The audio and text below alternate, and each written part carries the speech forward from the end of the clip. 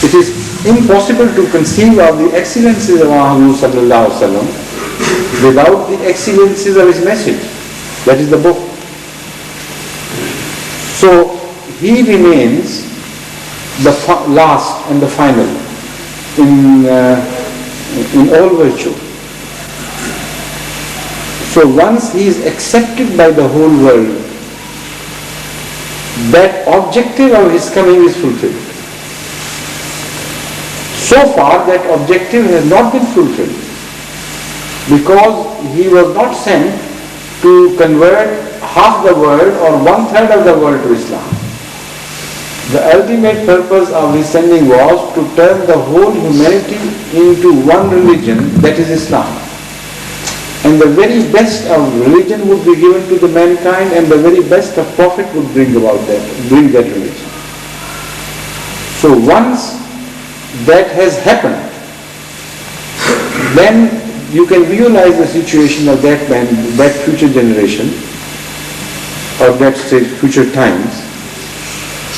Ahmad sallallahu alaihi wasallam, the very highest of Allah's favors, has been accepted in totality by the whole mankind. Afterwards, when that is rejected, it can't be rejected without a rejection of his message. So apparently people would continue to stick with Ahmad sallallahu alaihi wasallam, but in reality they would be rejecting him because they would be rejecting his message. They would not translate that message into their lives. Having once accepted it, they would turn rebellious towards it. The result would be that the very best of Allah's favors, having consummated, having completed, would be finally rejected by mankind. And because no one can reject Allah's favor without being rejected himself, so the mankind as such will be rejected ultimately. Inna Allaha la yughayyiru ma biqawmin hatta yughayyiru ma bi anfusihim. Wa idha arada Allahu biqawmin su'an fala maradda lahu wa ma lahum min dunihi min wal. This is the meaning, and in another place the same style of expression is connected with the word inam. The similar verse tells us that Allah does not take away His inam, His favor, from any people unless they themselves change something within them and they begin to change the inam of God. That is the favor of Allah. Once that favor of Allah is corrupted, then Allah decides to corrupt those people and reject them. And once this decision has been taken by Allah, nobody can come to save them. So although it's the most glorious vision, the most glorious vision of a golden age, when the whole mankind would be brought under one flag and on the one platform, and the purpose of the mankind would be fulfilled. Yet if you have the depth of vision to see beyond, it is also a message of the greatest tragedy to happen to mankind, ultimately. It is something that reminds you of, Ahmad sallallahu alaihi wasallam's coming as a great favor, and when he was about to be taken away materially, not in spirit, when time came for his passing away, he mentioned it to Sahaba in a concealed manner. He said, Allah spoke to his dear servant and gave him the glad tidings of meeting, something like that. I don't exactly remember the words. They were so concealed that nobody could understand. But Hadhrat Abu Bakr Siddiq anhu understood the message. And he started crying and he lost all control over himself. He sobbed and wouldn't be contained.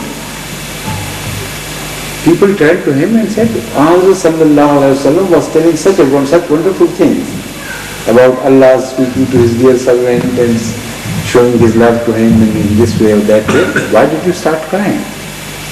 He said, you don't know.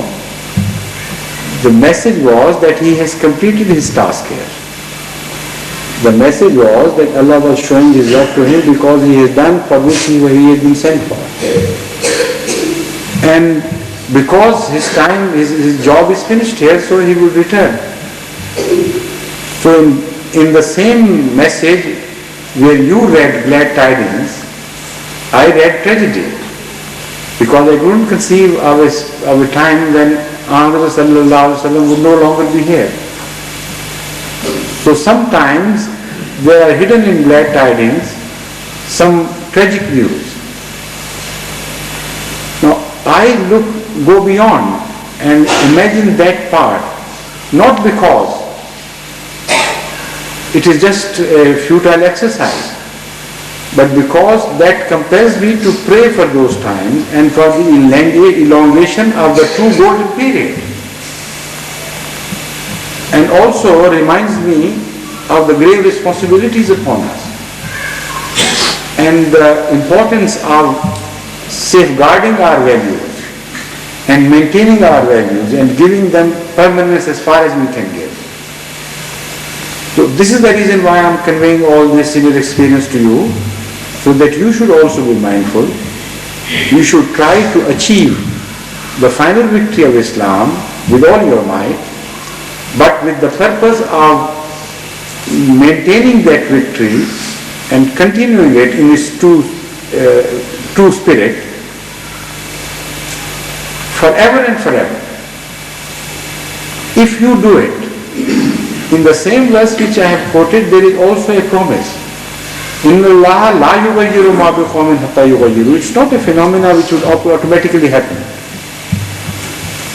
The key is your own hands.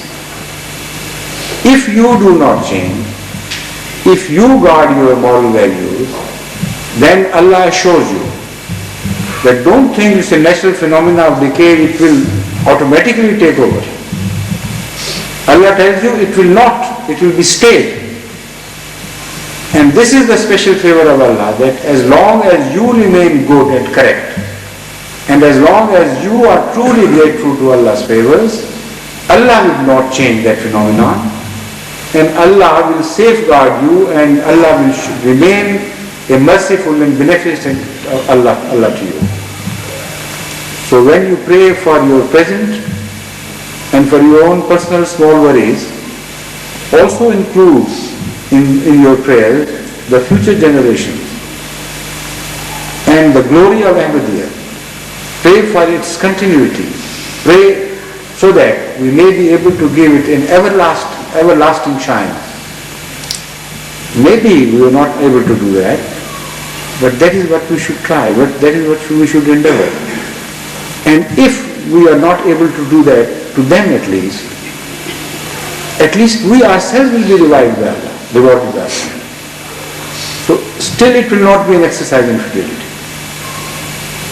If you pray for the future generations, even if you can't bring about a change in their faith, if it is a faith, still by those very prayers you will be changing your own fate. You will be rewarded by Allah yourself. And I am quite certain that these prayers would be meaningful, would play a great part, and inshallah ta'ala the glory of Islam, once achieved in its totality, would continue to stay here for a long, long, long time.